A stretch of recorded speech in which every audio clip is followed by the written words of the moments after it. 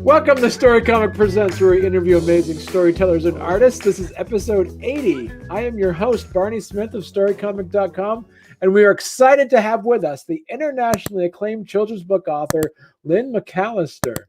Lynn, thank you for joining us. Hello, Barney. I'm really pleased to be here. Yeah.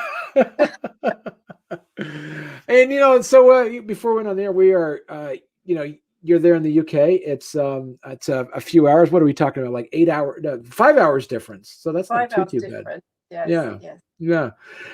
And so you're here. You've had a really successful children's book that you launched called Pixie Van Dimple and the Wrong Kind of Artificial Intelligence. And we're going to talk a little bit about that. We're also going to talk about some new upcoming Pixie Van Dimple adventures that we might expect. And so this is exciting. So before we kind of jump in right away to, just to do a deep dive on the history and how you created the book, do you want to first give our listeners and our listeners and our viewers kind of a background how you got into writing children's books? Yes, I can. It was completely by accident. I think quite a few people get into it by accident. I didn't consciously think to myself, I'm going to be an author. I think it started when my father died in 2017, and I always say I had a bit of a creative rush to the head at that time, because I was laid up with having had a foot operation as well in the summer of that year, and I thought I'd try and do something with the time. So I quite like art. I had this. I was almost compelled to write the story about, and it's a rhyming prose, so it's almost like a poem. So I wrote something called Pixie Van Dimple and the Wrong Kind of Wind, which you might wonder what that's about, in fact. And it's about eating too much sugar and the consequences of eating too much sugar. Anyway, so I'd written that, and then sometime after that, I then started writing. It didn't take me very long. I sat with my iPad and just sort of a rhyme zone and produce this thing, and I thought, well, that's all right. It could be a book. So I then started to think about how I could make it into a book, but I had no idea about how to do it, where to start, who to go to, or anything. So I then sort of looked around, you search on the internet, what should I do how do I produce a book? And various sort of literary agents type searches and things like that. I spoke to people that I knew that may know about something to do with books and how to produce them, where to go, and just sort of put the feelers out there. But I looked at sending the actual text off to literary agents and publishers, and it takes such a long time to get a book out there. If you're going that route, because you have to be accepted and then you have to go around, get the whole thing produced. So the fastest route for me was to go, but you could actually do it you could self-publish, which is fairly swift. But I chose to go with Austin Macaulay, and they're a hybrid version of a publisher, because they do publish and they do help you with marketing, but they actually, you kind of pay some money towards the production costs, which you might say, yes, okay, why do you do that? Well, you do that because you would have to pay for an illustrator anyway if you had a picture book. So right. I'm thinking that it's a quite a good idea to get the actual illustrations done by a professional, because otherwise the quality might not be so good. Right. So it's not. I didn't have a conscious thought about it, but I'm really enjoying it because it's creative. And suddenly, when you get creative, you get even more creative, and you have more ideas and bouncing off the walls, kind of thing. Right. I guess with children, we're working with children as well. It does sort of give you more incentive, because it has an impact on their lives that you want them to enjoy it, and it's fun. So yeah, I really enjoy it. It's the short answer. And so Pixie Van Dimple, you kind of said in in your biography a bit, is like it's kind of an inspiration. You have a 12 and a 14-year-old daughters, correct? I did when I started writing it. They're now 13, nearly 16, in fact. Oh wow! My eldest daughter just she has her birthdays next week, and she'll be 16. So she is in the last year of school, having done. She just completed her last lot of exams. Oh wow! Which we call the GCs. So that was the inspiration. I think they were quite young. They were younger when I started it, but they were also kind of addicted to their phones in a way. And I thought, oh, they're just all the time. I'm sure parents all over the land are thinking they spend quite a bit of time on their phones, and they just do. And so I decided that I was going to write about it. And that's where the idea came. The idea came from that, but the title itself has come from Pixie is kind of like a cute name kind of thing, but the Van Dimple name came from what I understand to be with dimples, because I've got dimples and my brother and sister have dimples, and we all were as children commented on continuously about our dimples. So it's Pixie with dimples, the title. Well, there's a certain flow in the name. Pardon? I was gonna say there's a certain flow in the name too, like the character name. It just has it's a really strong kind of children's book-esque protagonist name, Pixie Van Dimple. It just definitely does flow. Yes, she's definitely a strong character. Yeah, I think my girls are strong characters too, so they are the inspiration. The younger ones are very determined and very switched on, and does spend a lot of time on her phone. But then I have noticed the difference between them. One's being 16. We were talking only the other day, about the fact that when she was born, there were no smartphones around. So things have progressed quite quickly since then, in terms of technology, which is another thing that I tend to sort of try and keep up with a little bit on LinkedIn, looking at information on where we are with the online safety and all that kind of thing. Right. And because yes, you do have Pixie Van Dimple. Part of this, you have the Internet Safety Pledge that I saw as well. Was that something that you kind of created based off of the book, or is that something that was part and parcel of something else? I started to think, because the book is essentially about screen time, because it does talk about how long Pixie Van Dimple is spending on her phone and the consequences. Right.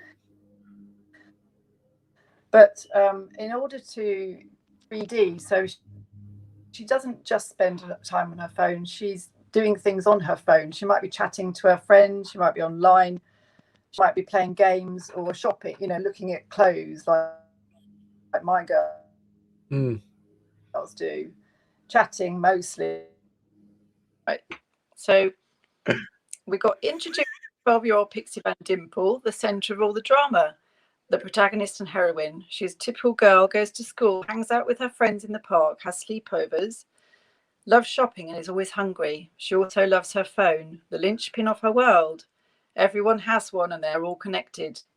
All is not well in smartphone world, though, as there are many dangers. She has been warned. What is the fuss about? Well, she will soon find out, and it is truly disturbing. And now we're all truly disturbed. So did you? So how did you go from working on, as you said, Pixie Van Dimple, Pixie Van Dimple and the Wrong Kind of Wind to Pixie Van Dimple and the Wrong Kind of Artificial Intelligence. Did you submit the Wrong Kind of Wind to the publishers and they said not really? Or time I sent them at the same time because the one about wind is quite short. So I thought I sent them both, and then they liked the one about artificial intelligence, and I understand why. It's because it's quite current. Right. It's quite techie, and it's about mobile phones, smartphones. So it's very current and probably of interest, more and more commercial interest right now, which is why I wanted to go out right now, because otherwise you have to wait. I mean, the issues with mobile phones are going to go on and on quite, because they're around now. They're not going to go anywhere. In fact, technology is just going to get more advanced as we go along. So so do you see that potentially it's like where because your ideas of that it was kind of timely because your daughters were on the same age at that point. How much of driving is like of producing these Pixie Van Dimple like IP, the property, the Pixie Van Dimple properties? Is she going to consistently be at that 12 to 14 year age, even though your daughters, who is your inspiration, are going to grow older? Or are you going to have Pixie grow older with your daughters? I think at the moment Pixie will stay as that 12-year-old child. I mean, I haven't thought about her growing up. There may be a way of making her older, but because it's for children, the children's books, the theme would have to be around that. The aiming. We're aiming at a certain age group, which is sort of 8 to 12 or 8 to 13, because of the subject matter. And the subject matter does have a theme, because it is about the one about sugar consumption, which could then develop into food consumption, and there are issues in terms of food and what we eat and healthy eating with children, and we really want to be aiming all this at younger children that are growing up and going to be developing habits.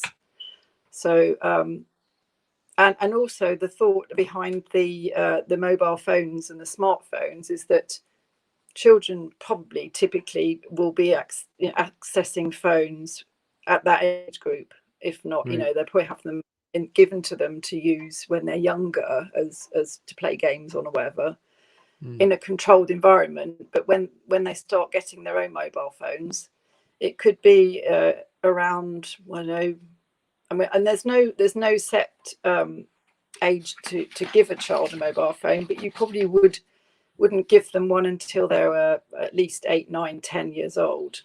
And that's with parental controls and all those sort of controls in place. And I've I was going on to say, and during this interview, that I've become part of a great big book club under the wing of Sue Atkins, who is a parenting expert, and she's quite experienced within the media. So she and her and our book club we're all kind of looking after parents and children and giving advice, and all the books are sort of in that theme as well. So it makes me kind of my sort of like idea of carrying on with this whole Pixie Van Dimple idea is to come out with more ideas for children in this arena that we're in at the moment with the book club. And do you find yourself, it's as a parent, it's just like the ages of your children are just so fleeting, and if you kind of determine to want to stick between this young, like this preteen age, are you fervently like have a like a notebook next to you just to see what are the issues that you see your children facing now, so you can kind of utilize that as points of reference for future stories? Yeah, I do. I see. I mean, the issues they seem to have at the moment are they're friendship issues, we haven't got to the point of going out issues really, because they're not been old enough to go out. They go out with friends to local places, but and particularly with lockdown as well, we've not been anywhere. So mainly it's I think mainly I worry about the things are to be the emotional side of things, because children are quite precocious now in terms of knowing things and knowing how to use technology, but they're not emotionally mature enough to deal with some of the issues that are coming out of it. So whilst I sort of observe what they do, they talk to me about some of the things that worry them, and they're mostly to do with their schoolwork or their friendship groups, things like that, at the moment. But obviously it would develop into other things when they get a bit older. I don't know, it could be sort of like where they're going, who they're going with, what they're doing when they're out, how long they're to be out, that kind of and then they're already sort of like testing the waters about what would you say if say I wanted to go out and have an alcoholic drink, what would you think about that? And as a parent you start to think, well, what do I say? I think the idea is not to impose sort of so many rules on them and not allow them to do anything, because that just means they're going to rebel. Right. So it's kind of talking to them about issues like that, explaining what the risks are, which is what you would do with the mobile, the whole smartphone issues. You're trying to convey what the issues and the risks are of being in an environment like an online environment, being outside, being with out in with friends wherever you are. Let's say if they went to the city, into London, you have to explain what the risks are of being out there. Look after each other, be together, always have your mobile phone, don't leave your friend on your own, that kind of thing. And don't sort of get involved with people that you don't know. So very much looking after each other as a group if they're going out. I was just saying to my daughter, was saying just this evening about worrying too much about, you worry too much about me, why do you other people's parents, some of them are really strict and some aren't. You're not that strict, but sometimes you ring me up and ask me where I am. But yes, I do. Concern they're girls, that you worry about all the children, they're boys or girls, like you probably worry about your girls and how things are going to be when they grow up a bit, they want to go out. I'm not looking forward to that. Now I'm more worried now I'm talking to you. I'm like, they're gonna go out places and I won't know. You do worry about it, and I work in a school, so you get to see what the children are like at school. They're obviously different at school than they are at home, probably. Out there, and but the whole kind of book club that I'm involved in is there's so much information, and even for me, even for each other, there's so much information in there about advice for parents on teenagers, on it starts from babies really and goes right up to teenagers. So it's really useful, and I'm finding it quite useful just to sort of dip into it and have a look, because nobody comes with no one has a baby and then has some kind of handbook that says what you have to do. Right. It's very difficult. You have to learn on the job, and you've learned from parents, you learn from the family. I think a lot of issues come out of the family life often, the circumstances of people's lives. I mean, I think the most important thing I can make all the threads of all the things that I've looked at is the healthy environment with the things that the people we have and the things that we use. So as long as you have a healthy sort of relationship with things, things should be okay, right, to a degree. And do you have so do you find it's hard to because like when you're writing like books, this type of genre of books for this level of age level, do you always have to feel like, because you have to balance, because it's not for children like are 5, and it's not for young adults, so you're in this really precarious spot where you have the book is, you have to write a book that your audience, which is that 8 to 13-year-old, want to read, but you also have to write a book that has a message that they have to hear at the same time. How does that balance work for you? Well, I'm hoping the interest is in the actual subject matter, so that it's Right. about something they're interested in, which is smartphones. So I think because it's got a smartphone on the cover, it's kind of interesting because it's about that, and artificial intelligence is about could be about algorithms, or the whole kind of technological sort of advancements that have come about, encompassed in that artificial intelligence label. Interests girls and boys. I'm hoping it's going to be attractive because the girl is the whole subject's about a girl being in this sort of environment. It means it's attractive to both girls and boys, because boys like tech, girls like the look of this book and the phones. Yeah. So I'm hoping that it'll work. and trying to see, I have said if you read the book and you think, will everyone understand what it's about? I'm hoping that they do understand. They will understand what it's about. Some of the words they might not know, but I don't think that's a bad thing. I think that it's good to be able to kind of read something and not quite know what a word means, because you then go and look it up and you can know some more words. So it increases your vocabulary. Right. And I remember when my daughter was in our year 2, which means she was about 7, and she was in a competition at school, which was called Battle of the Books, and they had to read a book which had about 100 pages or 120 pages at that age. I was thinking the other day, well, if they read that in year 2, they can read this book at year 5, 6. So because it's not that hard compared to some of the things they were doing in year 2. Right. So it's and then the other thing is, obviously, I also mentioned earlier about comic strips. I mean, this book, I remember reading about Michelle Obama's book was made into a book that for younger readers.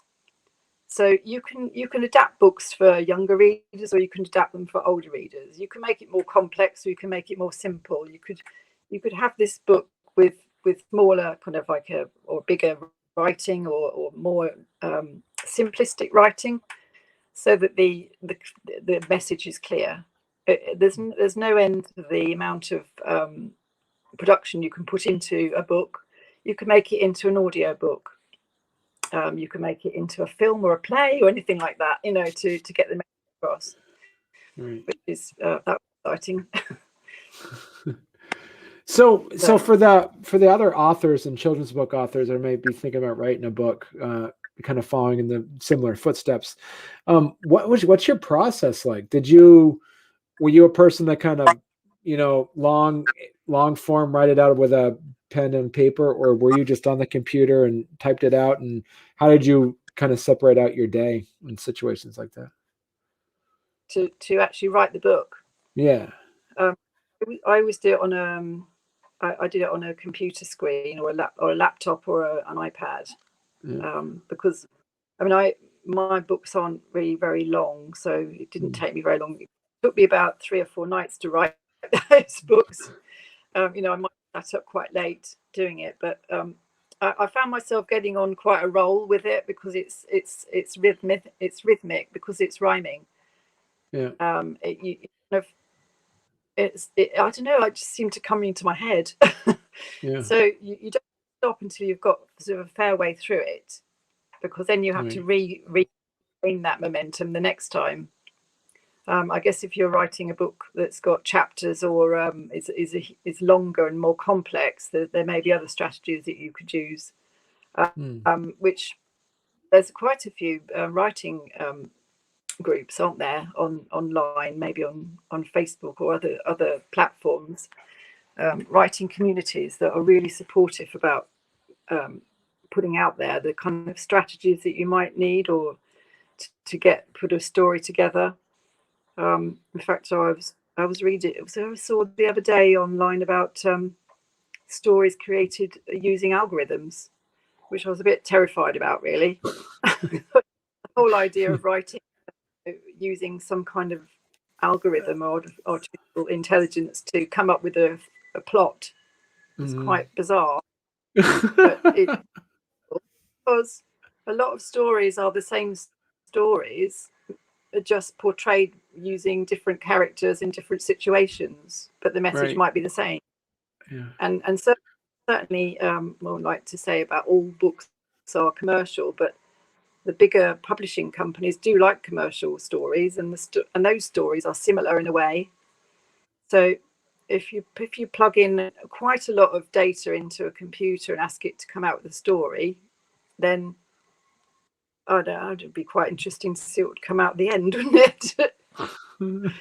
But it's kind of cheating in a way, but it might help. It's supposed to help with writer's block. Right. I can't put a character. I'm going to ask my computer. So do you? So when you got the book written out, and then you said you kind of reached out to find some publishers.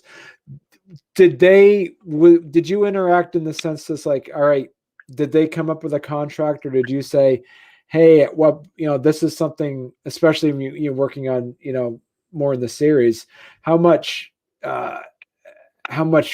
freedom or leeway did you have in the negotiation process when you had a contract written up? I was sent a contract by Austin McCauley. It was probably just their standard contract, and I didn't know really what I was expecting, because I'd never had one before. But I kind of searched around, asked a few people, and thought, well, it sounds like an okay contract, in terms of percentages and things that you might be receiving in royalties. And so I just went for it. I thought, well, I'll just go for it, because what have I got to lose? Either don't do a book, or I do a book. And I wasn't really sort of aware of other means of putting a book together, producing a book at that time. So and I was, when the book actually arrived, I was quite pleased with it. I think it looks quite good, and the actual quality is very good. So that just gives you confidence that you could go with them again, right? To do one. So. And did you have like have an option to like reach out to like similar authors that worked with Austin McCauley publishers to say, hey, how did they treat you and things like that? I didn't know any at the time. I do know some now, because there's some in our book club, and we're all quite pleased with our books. I think where some of it doesn't work is the marketing. And I know that some of this session was going to be about advice for other authors. I mean, there is quite a lot of advice out there for authors, and I do write a few things down. I mean, the thing is that we're now all kind of very used to being online, and all through the whole lockdown period, I think things have advanced quite a lot in terms of an online online presence for a lot of companies. So, and also bookshops, they weren't open, so the only way of buying a book was online. So there are quite a few online platforms, and you can sort of get your book into any kind of format now, can't you? You can produce one yourself and make it into an ebook or an audio book. Ebooks can go on Kindle and all sorts of other. I think you might find Pixie Van Dimple on online platforms such as Waterstones, Barnes and Noble, Blackwell, Apple Books, audio books, Walmart, Foyles, Powell's, I never heard of even, because I looked it up today. If you look it up on Google, you'd find it everywhere. So it's definitely changed with being in lockdown. Things have definitely gone online, and businesses have had to survive by being online, so that people can still buy the books. But it does fall down a little bit on the marketing, because I guess the first 6 months of when the book came out, which was right at the start of the lockdown period, I didn't know what to do. I was going on social media and posting things, but I didn't really know anything about SEO, and I don't know if you know about SEO, which is search engine optimizations. Yeah. Yes. Yeah. That and trying to, you have to keep posting in order to maximize that with all the social media. So I have got quite a lot of social media accounts set up on Twitter and Facebook and Pinterest and TikTok, and learning all about those things is quite well, it's a long process to learn all about how it all works, but thankfully somebody in our group knows how it works and keeps telling us what to do. So it's tricky, and it's a very slow. It's almost like setting up another business. You need to put a lot of work in at the beginning to get the results at the end. And we're still, I would say, with writing, I don't really know if many people on the whole the market is so flooded with books. You've just got to you've got to keep trying and keep plugging at it to get noticed, and that's what I've been doing. So hopefully it will make a difference. And being within a group like we have, and a platform that we have to sort of promote our books on, does help. Yeah. So join forces with people. If you've got a group together that you might have met online, for example, you never know where it's going to take you in the end. Right. So we were before we went live on this, we were chatting about that you have. Did you want to talk a little bit about your upcoming Pixie Van Dimple book? Yeah. Okay. The next one, well, the one that's coming out next is currently in production with Austin Macaulay, and it's going to be called Pixie Van Dimple and the Wrong Kind of Plastic. And which is going to be, well, it is about plastic pollution in the sea, in the ocean. So it's about ocean plastic, really. Pixie Van Dimple and Wrong Kind of Plastic. It's the same kind of scenario. Pixie Van Dimple gets involved in an issue, a problem that she causes by mistake, and some terrible things happen, and then you never know if she's going to make it or not. But she realizes that she has to think about what she's doing, and maybe go and raise awareness about that particular issue. That's what the stories are about. It's and any future stories will be the similar kind of thing, where it's Pixie Van Dimple is involved in some kind of issue, and then starts to campaign to make things better. So the whole kind of sustainable plastic pollution theme is huge at the moment. Right. Like I was saying at the beginning, it's I think everyone's talking about it. We've got various governments and world leaders talking about it. We've had Greta Thunberg talking about climate change, and David Attenborough talking about it. Everyone's talking about it, about one thing or another to do with climate change, plastic pollution, carbon footprint, sustainable growth, circular economy, food waste. Food waste is a huge issue, and an overconsumption in some places. Mostly in the Western world, we're over consumers, we overbuy, we overeat, and we have tremendous amounts of waste that we need to. And then it starts to get slightly political, really. But we do actually need to sort our waste problems out. Right. And do you have when you wrote the script for this one, when you wrote this out, the draft for this book, did you always trying to add in certain types of Easter eggs or something for people who read the first book? Anything in there that you've requested the illustrator to put something in the background or anything like that? In the background, Of the book, in like, I don't know, terms of, like maybe something to do with a smartphone or something, in like for the wrong kind of plastic, something where people can kind of like notice your it. avid readers will notice. There's Yeah. a theme running through, Yeah. that kind of thing. There are themes running through. Okay. Pixie sort of in the story about plastic is eating the wrong kind of food. She's like eating junk food. When she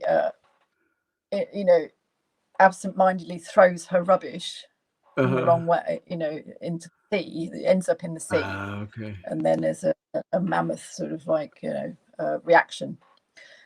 And I'm not going to tell you what it is, but it ends up being You quite have to scary. find out.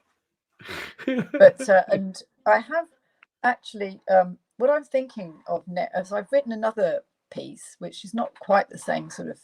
It's not in rhyming prose, but it is centered around a character of a similar age, and it's featuring Pixie Van Dimple at the end, who comes to rescue her.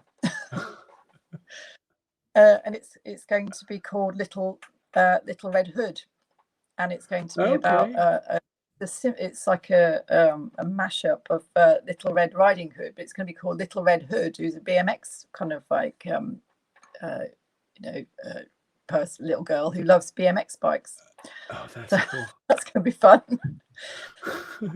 So one day I'll hopefully get that out. So how many? So you're looking at trying to get out one of these books like once a year now, or what's the? It would be quite nice. It is quite exhausting. I think the whole if we get on the whole campaign thing with the marketing is takes so long, and we, as I say, with this group, we must have about 50 authors on this within our book club, within this platform, and quite a lot have got ideas about how to go about the marketing, but because we have to keep going with the marketing, it's quite quite intense. Yeah. So and I'm not because this book came out, the first one, about a year ago, and we've missed probably 6 months of marketing time because of the lockdown. So we're catching up now, and catching up in terms of promoting it within our group, and doing platforms such as this, which is really good, and other interviews and book fairs. So you've got to kind of, we're still on this book, and then we've got the other one coming out maybe possibly sort of the end of summer, autumn time, and then there'll be another intense period of book launch, and a roundup of book fairs, and then I'll have more of an idea of how to go about it. So it'd be quite intense. I mean, you can probably keep churning out books. I'm hoping to keep churning out books. The actual time of the book production could be up to a year anyway. So I could sort of, the creation of the book seems to be taking a bit of a back seat right now. It just seems to be more about the marketing strategies. Right. I feel like the whole of our community that we're in, we're not talking so much about creativity. We're talking about how to promote. So it comes back to that theme. But we've got quite a few ideas about what we could be doing. But what I wanted to do is, in order to engage children into the whole process, is to ask them if they have an idea of what they could have a story about. So they could write their own little story about Pixie Van Dimple and the wrong kind of something. They could think of something that they're quite passionate about, that they want to write about, and write the story, and I could actually read those stories on a YouTube channel. Oh wow, that's another idea. Because I did see like your Facebook, you have some people, you have fan art for Pixie Van Dimple. I saw that too. A fan art. You fan art, like I saw like some children have drawn their versions of Pixie Van Dimple. Well, I Yeah. read it to my children at school, Okay. and that was because that I could only read it to my children at school. I couldn't read it to anybody else's children at school because we were in lockdown.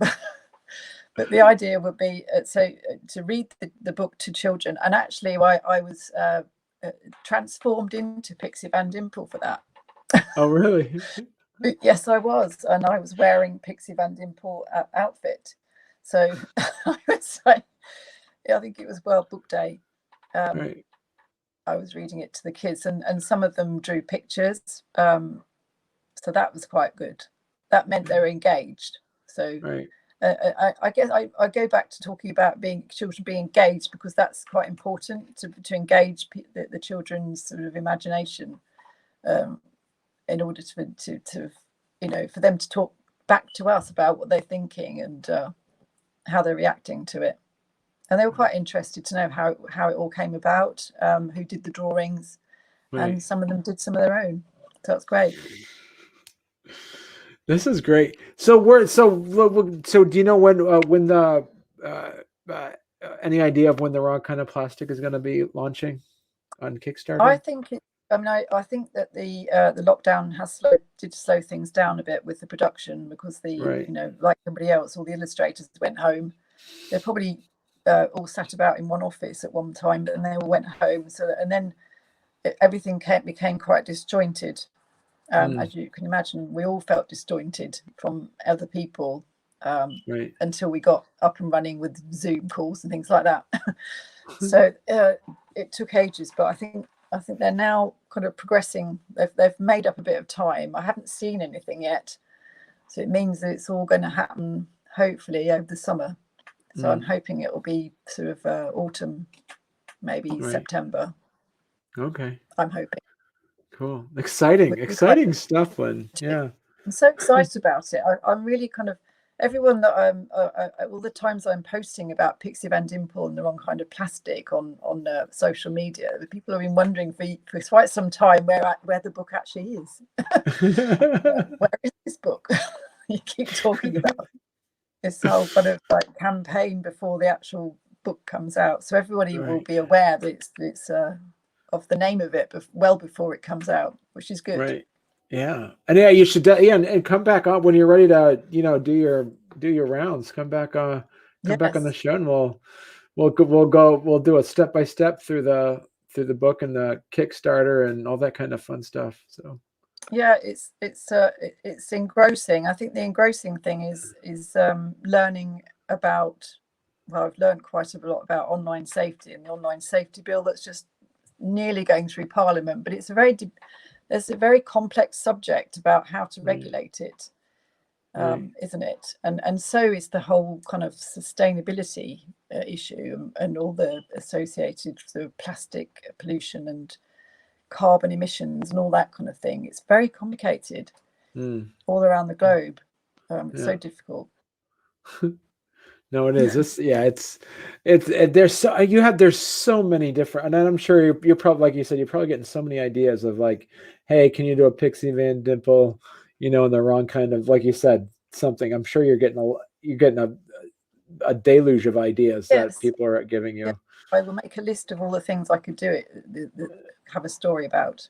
Yeah. And it's quite, there's so many things, so many causes that you could be involved in, but and things come into my head all the time. There's too much going on in my life. I've got a full-time job at school, you see, and then I come home and do another job when I'm responding to all the social media and book club demands and marketing things. So quite a lot goes on in my life. All right. Well, thank you very much, Lynn. It was a pleasure chatting with you, and I look forward to talking to you again further. Yes, thank you, Barney. It was really enjoyable. I'm sorry it kept cutting out. Oh yeah, no, that's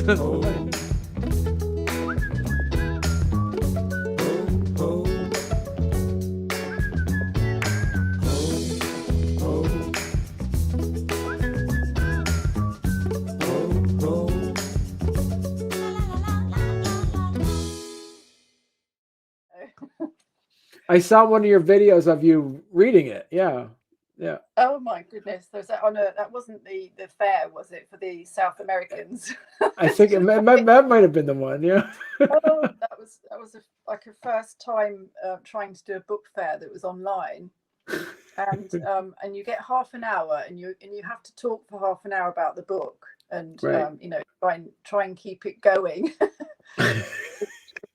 It's not one of my favorite things, is just to sit there talking, but you do imagine that you know, all sorts of things come into your head about what you could be doing.